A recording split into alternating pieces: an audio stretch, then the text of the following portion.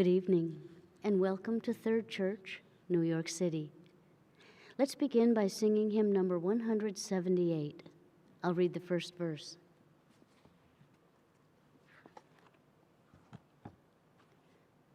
Love is life's true crown and glory. Love the splendor of the light. Truly is God's counsel gentle. Truly all his ways are bright. Jesus knew the law of kindness, healing mind and heart of blindness, and in heavenly wisdom taught, holy works of love he wrought. Hymn number 178.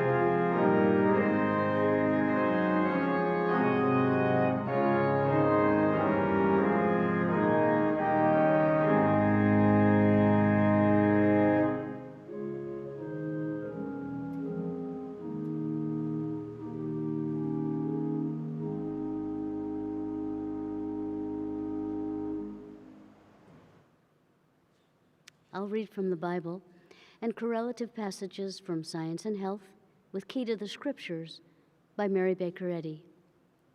This week's readings were inspired by the dual concepts of self-righteousness and compassion. The Bible citations are from the New International Version, the New Testament in Modern English, and the King James Version. 2 Kings.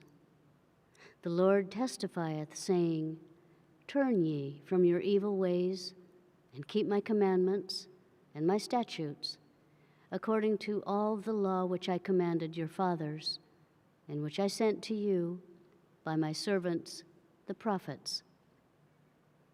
Isaiah. For the Lord is our judge. The Lord is our lawgiver. The Lord is our king. He will save us. Jonah. A message from the Lord came to Jonah. The Lord said, Go to the great city of Nineveh, preach against it. The sins of its people have come to my attention. But Jonah ran away from the Lord. A message from the Lord came to Jonah a second time. Go to the great city of Nineveh. Announce to its people the message I give you. Jonah obeyed the Lord. He went to Nineveh. As he went, he announced, in 40 days Nineveh will be destroyed. The people of Nineveh believed God's warning. God saw what they did. He saw that they stopped doing what was evil. So he took pity on them. He didn't destroy them as he said he would. But to Jonah, this seemed very wrong, and he became angry. He prayed to the Lord, "Isn't this what I said, Lord, when I was still at home?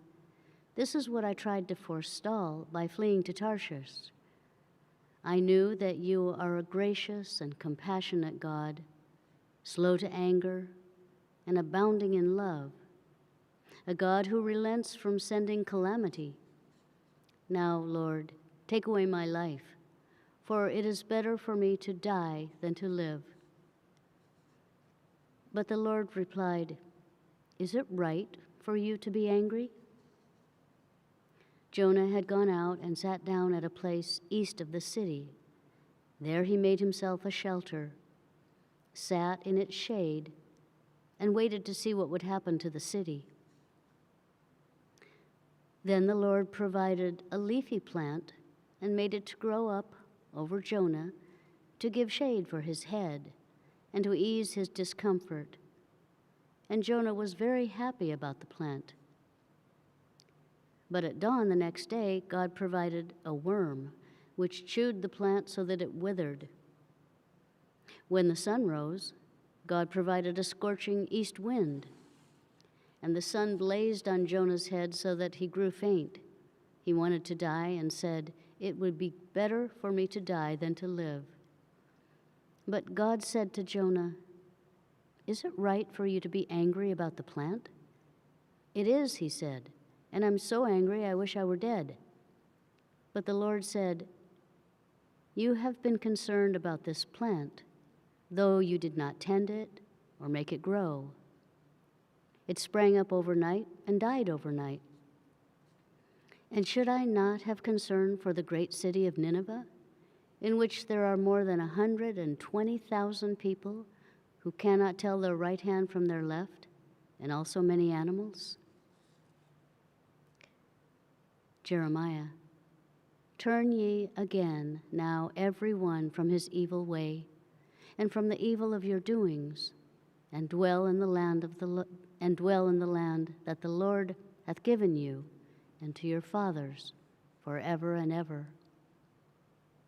Psalms, "The Lord shall judge the people.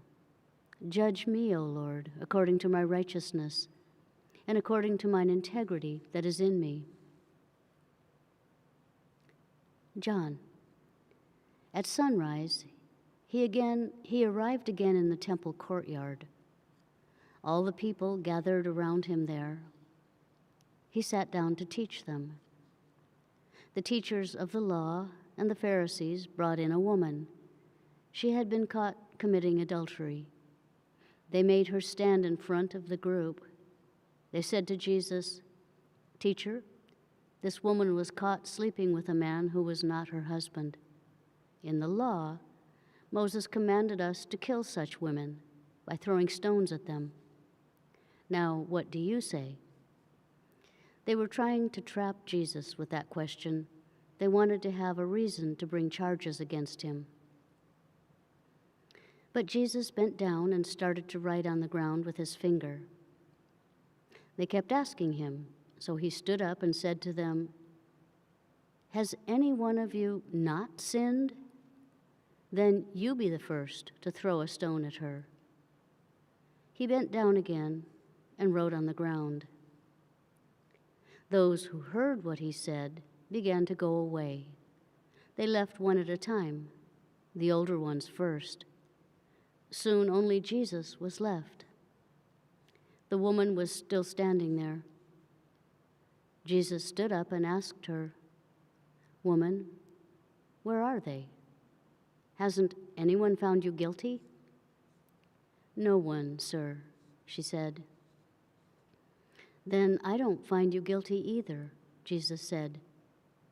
"Go now and leave your life of sin." Matthew, "Woe unto you, scribes and Pharisees, hypocrites, for ye pay tithe of mint and anise and cumin, and have omitted the weightier matters of the law, judgment, mercy, and faith. These ought ye to have done, and not to leave the other undone. Ye blind guides, which strain at a gnat and swallow a camel, woe unto you, scribes and Pharisees, hypocrites! For ye make clean the outside of the cup and of the platter, but within they are full of extortion and excess. Thou blind Pharisee, cleanse first that which is within the cup and platter, that the outside of them may be clean also. Judge not, that ye be not judged. For with what judgment ye judge, ye shall be judged. And with what measure ye mete, it shall be measured to you again. And why beholdest thou the mote that is in thy brother's eye, but considerest not the beam that is in thine own eye? Thou hypocrite, first cast out the beam out of thine own eye, and then thou shalt see clearly to cast the mote out of thy brother's eye. Luke. Jesus continued, there was a man who had 2 sons. The younger son spoke to his father, Father, give me my share of the family property. So the father divided his property between his 2 sons. Not long after that, the younger son packed up all he had. Then he left for a country far away. There he wasted his money on wild living. He spent everything he had. Then the whole country ran low on food, so the son didn't have what he needed. I will go back to my father. I will say to him, Father, I have sinned against heaven. Make me like one of your hired servants. While the son was still a long way off, his father saw him. He was filled with tender love for his son. He ran to him. He threw his arms around him and kissed him. The father said to the servants, Quick, bring the best robe and put it on him. Put a ring on his finger and sandals on his feet. Bring the fattest calf and kill it. Let's have a feast and celebrate. The older son was in the field. When he came near the house, he heard the music and dancing, so he called one of the servants. He asked him what was going on. Your brother has come home, the servant replied. Your father has killed the fattest calf. He has done this because your brother is back safe and sound. The older brother became angry. He refused to go in. So his father went out and begged him. But he answered his father, Look, all these years I've worked like a slave for you. I have always obeyed your orders. You never gave me even a young goat so I could celebrate with my friends. But this son of yours wasted your money with some prostitutes. Now he comes home, and for him you kill the fattest calf. My son, the father said, you are always with me. Everything I have is yours. But we had to celebrate and be glad. This brother of yours was dead, and now he is alive again. He was lost, and now he is found. Psalms. The Lord is gracious and full of compassion. Colossians. Let the peace that Christ gives rule in your hearts. As parts of one body, you were appointed to live in peace. And be thankful. Let the message about Christ live among you like a rich treasure. Teach and correct one another wisely. Teach one another by singing psalms and hymns and songs from the Spirit. Sing to God with thanks in your hearts. 1 Peter. Most of all, love one another deeply. Love erases many sins by forgiving them.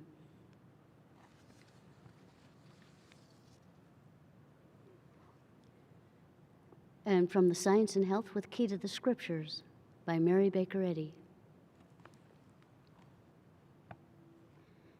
You will learn that in Christian Science, the first duty is to obey God, to have one mind, and to love one another as yourself. Love one another, 1 John 3:23, is the most simple and profound counsel of the inspired writer. In science, we are children of God, but whatever is of material sense or mortal belongs not to his children, for materiality is the inverted image of spirituality. Progress is born of experience. It is the ripening of mortal mind, it is the ripening of mortal man, through which the mortal is dropped for the immortal. Either here or hereafter, suffering or science must destroy all illusions regarding life and mind, and regenerate material sense and self. The old man with his deeds must be put off. Nothing sensual or sinful is immortal. The death of a false material sense and of sin, not the death of organic matter, is what reveals man and life harmonious, real, and eternal. Mortal belief must lose all satisfaction in error and sin in order to part with them. The Hebrew bard, swayed by mortal thoughts, thus swept his lyre with saddening strains on human existence. As for man, his days are as grass. As a flower of the field, so he flourisheth, for the wind passeth over it, and it is gone, and the place thereof shall know it no more. When hope rose higher in the human heart, he sang, "As for me, I will behold thy face in righteousness. I will be satisfied when I awake with thy likeness." When we wait patiently on God and seek truth righteously, he directs our path.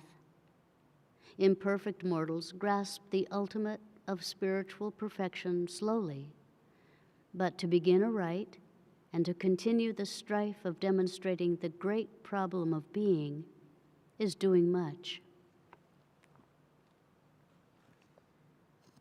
God is love. To suppose that God forgives or punishes sin according as his mercy is sought or unsought is to misunderstand love and to make prayer the safety valve for wrongdoing. Jesus uncovered and rebuked sin before he cast it out. Do you ask wisdom to be merciful and not to punish sin? Then ye ask amiss. Without punishment, sin would multiply. Jesus' prayer, "Forgive us our debts," specified also the terms of forgiveness. When forgiving the adulterous woman, he said, "Go and sin no more." A sinner is afraid to cast the first stone. He may say as a subterfuge that evil is unreal, but to know it, he must demonstrate his statement. To assume that there are no claims of evil, and yet to indulge them, is a moral offense. Blindness and self-righteousness cling fast to iniquity. Christian Science rises above the evidence of the corporeal senses, but if you have not risen above sin yourself, do not congratulate yourself upon your blindness to evil, or upon the good you know and do not. If the student adheres strictly to the teachings of Christian Science and ventures not to break its rules, he cannot fail of success in healing. Which was the higher tribute to such ineffable affection, the hospitality of the Pharisee or the contrition of the Magdalene? This query Jesus answered by rebuking self-righteousness and declaring the absolution of the penitent. Pharisee, self-righteousness, vanity, hypocrisy.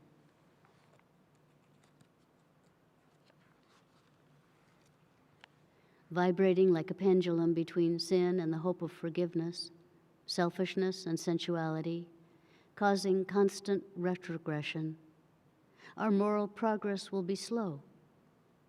Waking to Christ's demand, mortals experience suffering. This causes them, even as drowning men, to make vigorous efforts to save themselves. And through Christ's precious love, these efforts are crowned with success. Work out your own salvation is the demand of life and love, for to this end God worketh with you. Wisdom and love may require many sacrifices of self to save us from sin. Jesus mapped out the path for others. He unveiled the Christ, the spiritual idea of divine love. To those buried in the belief of sin and self, living only for pleasure or the gratification of the senses, he said in substance, "Having eyes, ye see not, and having ears, ye hear not, lest ye should understand and be converted, and I might heal you." Scientific translation of immortal mind. God, divine principle, life, truth, love, soul, spirit, mind. Man, God's spiritual idea, individual, perfect, eternal. Idea, an image in mind, the immediate object of understanding. Webster. Scientific translation of mortal mind. First degree, depravity. Physical, evil beliefs, passions and appetites, fear, depraved will, self-justification, pride, envy, deceit, hatred, revenge, sin, sickness, disease, death. Second degree, evil beliefs disappearing. Moral, humanity, honesty, affection, compassion, hope, faith, meekness, temperance. Third degree, understanding, spiritual, wisdom, purity, spiritual understanding, spiritual power, love, health, holiness. In the third degree, mortal mind disappears, and man as God's image appears. Self-love is more opaque than a solid body. In patient obedience to a patient God, let us labor to dissolve with the universal solvent of love the adamant of error, self-will, self-justification, and self-love, which wars against spirituality and is the law of sin and death. Immortal mind heals what eye hath not seen, but the spiritual capacity to apprehend thought and to heal by the truth power is one only as man is found not in self-righteousness, but reflecting the divine nature. Ye who can discern the face of the sky, the sign material, how much more should ye discern the sign mental, and compass the destruction of sin and sickness by overcoming the thoughts which produce them, and by understanding the spiritual idea which corrects and destroys them.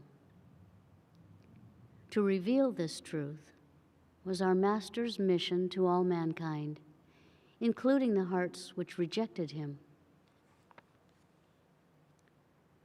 The destruction of sin is the divine method of pardon. Divine life destroys death. Truth destroys error. And love destroys hate. Being destroyed, sin needs no other form of forgiveness. Does not God's pardon, destroying any one sin, prophesy and involve the final destruction of all sin?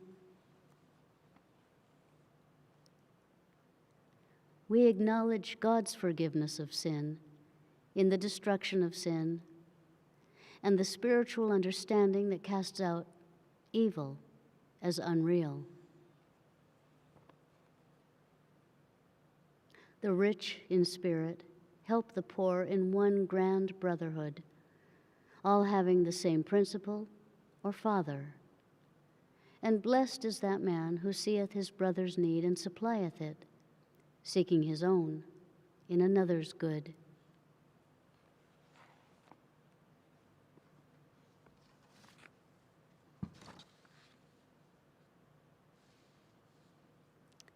Let's pray for the congregation, first silently, then repeat together the Lord's Prayer.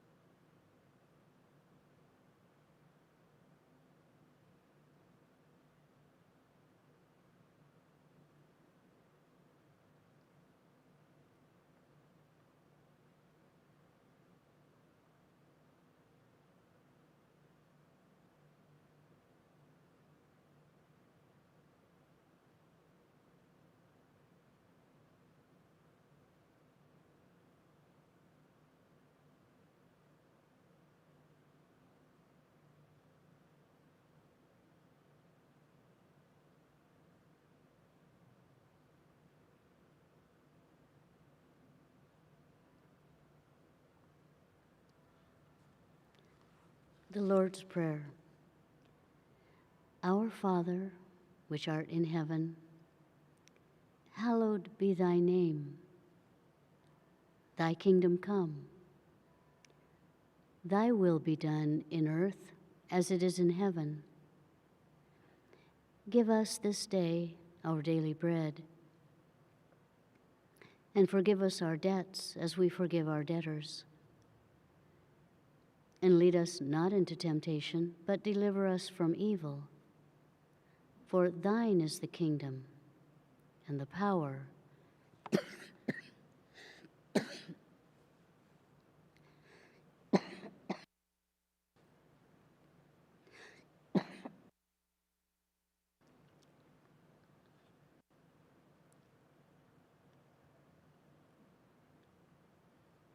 for thine is the kingdom, and the power, and the glory, forever. Amen.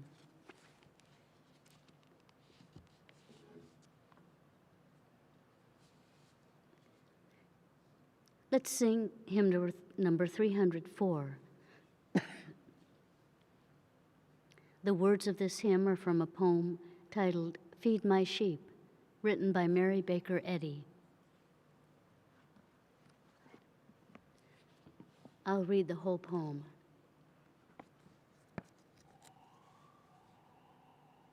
Shepherd, show me how to go o'er the hillside steep, how to gather, how to sow, how to feed thy sheep.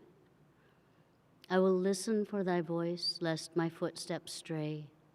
I will follow and rejoice all the rugged way. Thou wilt bind the stubborn will, wound the callous breast, make self-righteousness be still, break earth's stupid rest. Strangers on a barren shore, laboring long and lone, we would enter by the door, and thou knowest thine own.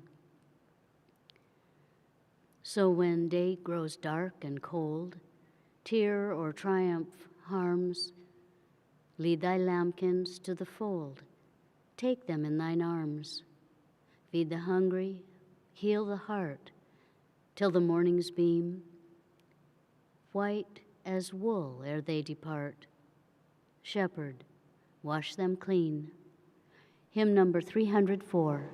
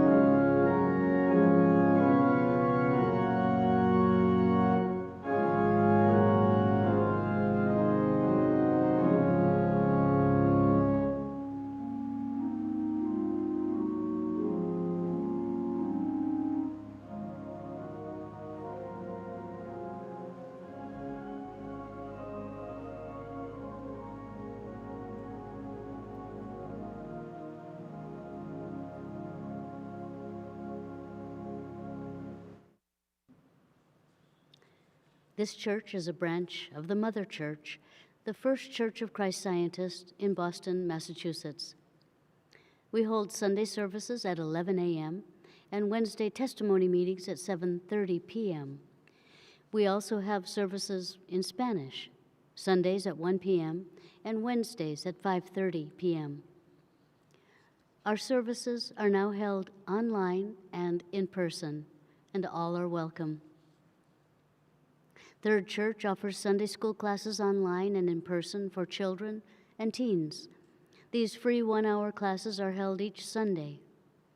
At Sunday school, students learn how much God loves them and cares for them.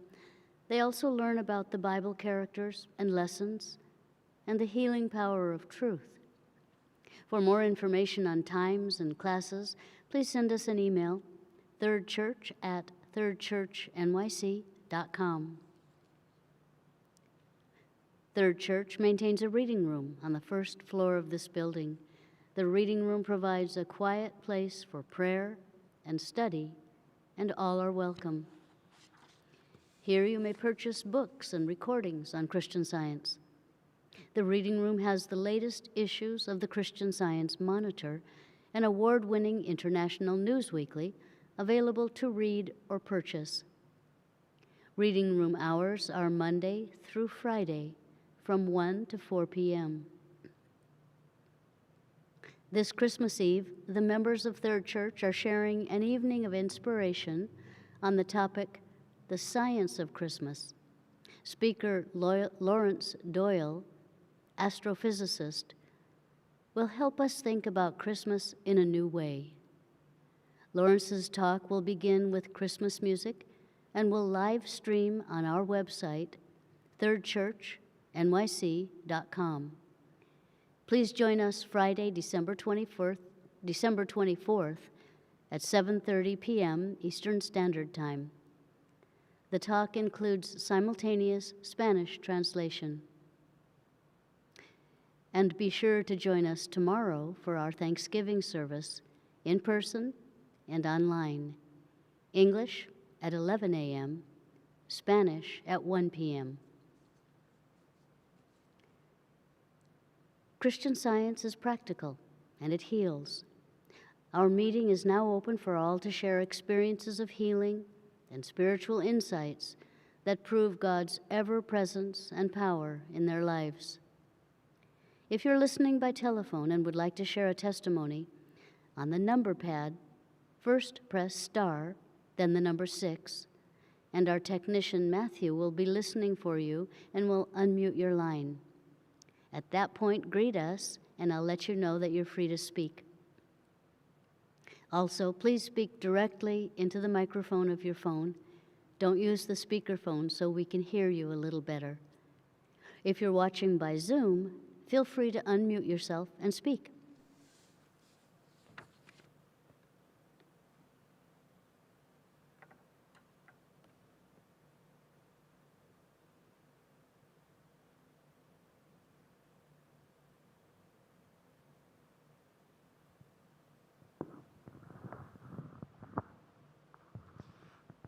Mary Baker Eddy, the discoverer and founder of Christian Science, says that the prosperity of Christian Science depends largely on the Christian Science Bible lesson.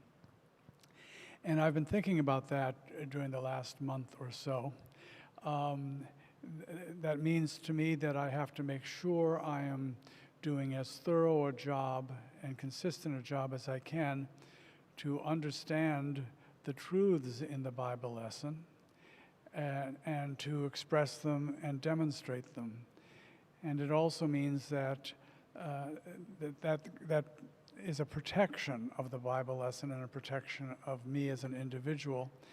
And it also follows that the Christian Science service, during which the Bible lesson is read, must be protected before, during, and after, protected from the negating influence or the supposititious influence of animal magnetism that would distract, that would make the lesson abstract, that would make the lesson uninteresting, overly familiar, etc.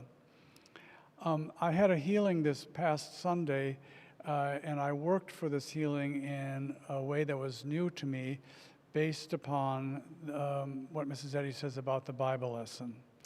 Sunday morning, I woke early before I got to church and was doing stretching exercises, as I always do. The organ can be challenging on the body from time to time. And so I do those exercises before I get ready for church. And something sort of happened in one hip, and it was not an unusual occurrence, and it was not a desperate occurrence. It's a recurring situation, but it hasn't happened for a long time. And I, at first, was disheartened because I thought, well, this is going to make my job a little bit more cumbersome. What's going on here? Did I sleep the wrong way? And I spent about 10 or 15 seconds asking myself that, what's the error in my consciousness? And then I stopped myself and I said, no. That's not necessarily, those questions were not necessarily incorrect questions, but I decided to work with protecting the Bible lesson on soul and body. And the very simple truth came to me that animal magnetism today, on that Sunday, would get me, if it could, to focus on the physical body and be distracted from the truths of soul, the unfoldment of soul. And I just said I was not going to do that. So I got to church. I did the best I could to protect my work and the work of the entire service before, during, and after. And as I was going through the morning, that minor physical sensation was abating. And I worked the same way when I got home. That day was about soul and not about physical body. It was about soul and soul's spiritual body, which is always immortal, harmonious, and perfect, etc. I noticed by the time I was done with dinner around 6:30 or 7, the symptoms were completely gone. This situation, which has recurred from time to time, sometimes takes days in order to adjust itself. So I was very happy that I found a new way of working, a way that was obedient to Mrs. Eddy's directive about the Christian Science Bible lesson. Thank you for your readings.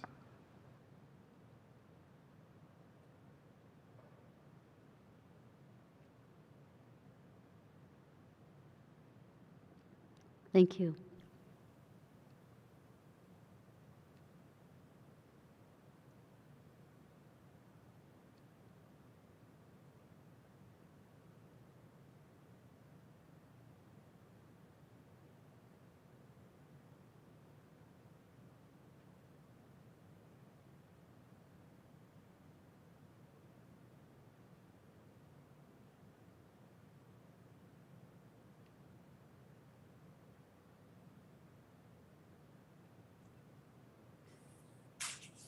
Thank you for your readings.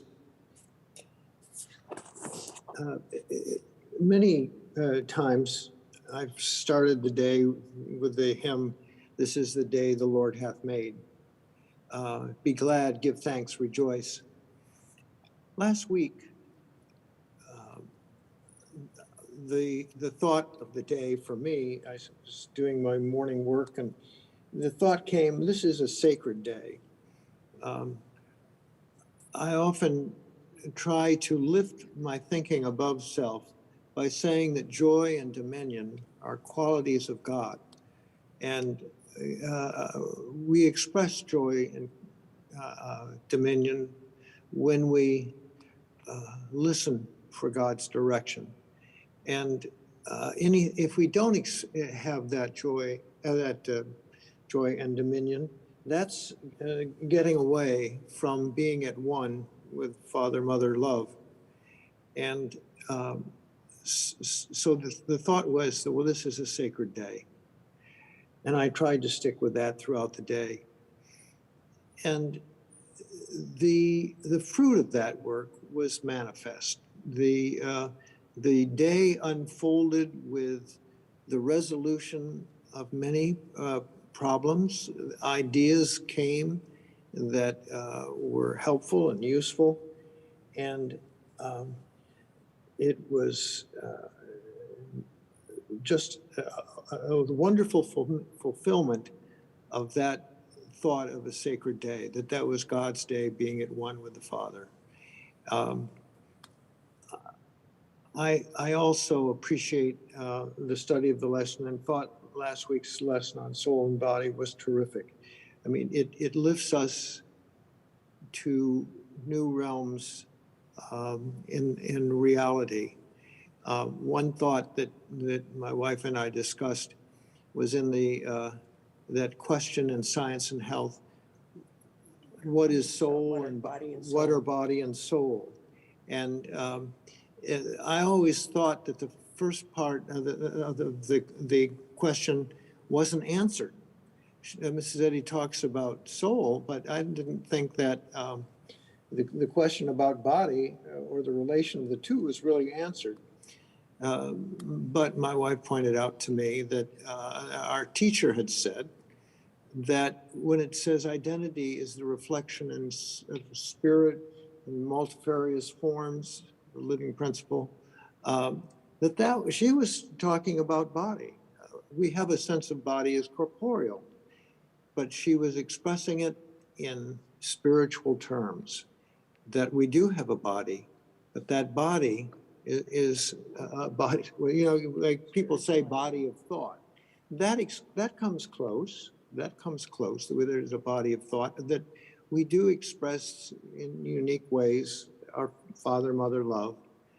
And that's our identity, the way in which we are the same with our source.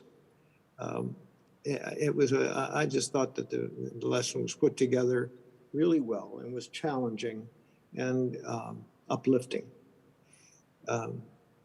So I'm very grateful for the study and for the application of Christian Science. Thank you.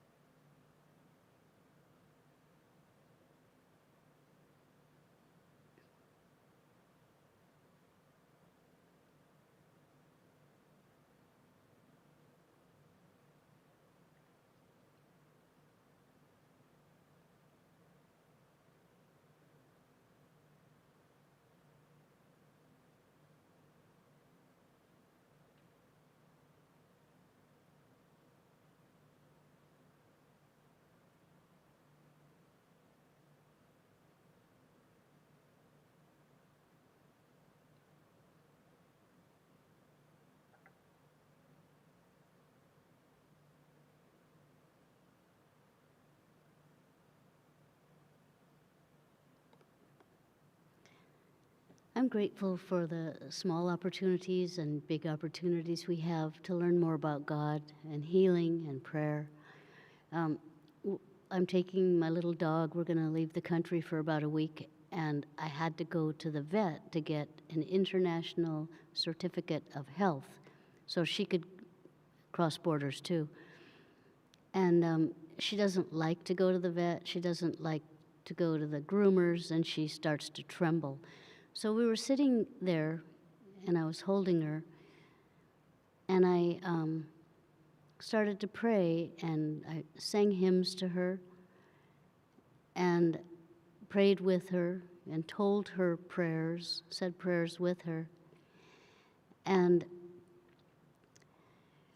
she still continued to tremble. And at one point, I looked out the window and just got lost in a prayer of God's goodness, of God's wholeness, of God's love for the universe and us and everything in it, every detail. And at that moment, she stopped trembling. And I thought, that's really interesting. When I focused on healing her, nothing happened, but when I focused on God, the trembling stopped, and it was a nice lesson for me. And then in the meantime, a lady had come in whose dog had scratched its ear somehow and had to have stitches. And the dog was fine, bleeding, but fine and happy. But the lady was upset and nervous and scared, and we were able to help her feel more comfortable and calm. And I'm just grateful for these small lessons that start small and reach out around us. And I think every time any one of us prays, it reaches out to those around us and to the world with this understanding of God's love.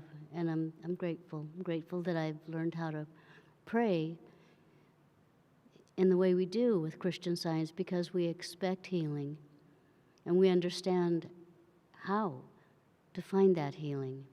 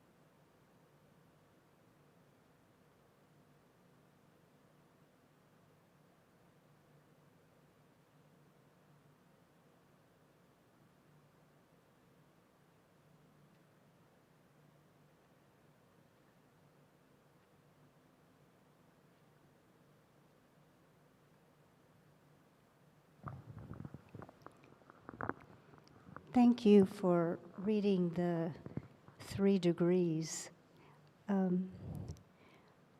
The second degree is hope and faith, and I always thought that hope and faith was the ultimate, hoping that something would happen, continuing to have that in your heart would make that come true. The third degree, though, is understanding. That's when you know that it exists, that it is already there without being able to see it, that God's law is all, that love is all there is. And I notice in my thought that I keep oscillating between the two a lot of times, especially when someone else does something. And I look at that, and the little battle continues with, but they did this, and then in my thought I go, well, but love is all.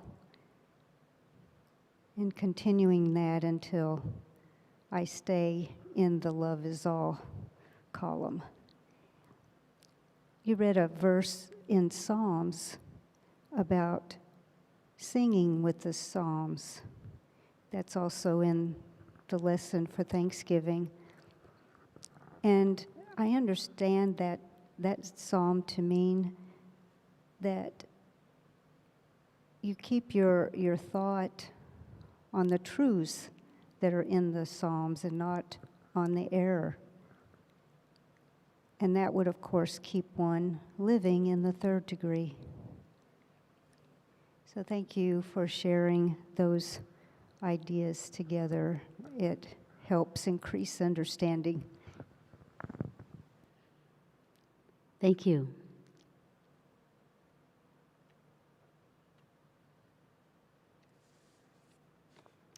And thanks to everyone for your testimonies, whether spoken or thought, for your remarks and your prayers during the service. Let's conclude by singing hymn number 109.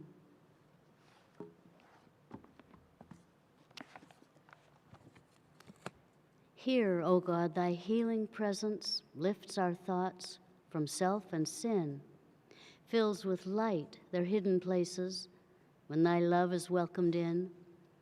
Here, thy tender, sweet persuasions turn us home to heavenly ways, while our hearts unsealed, adoring, pour the fragrance of thy praise. Hymn number 109.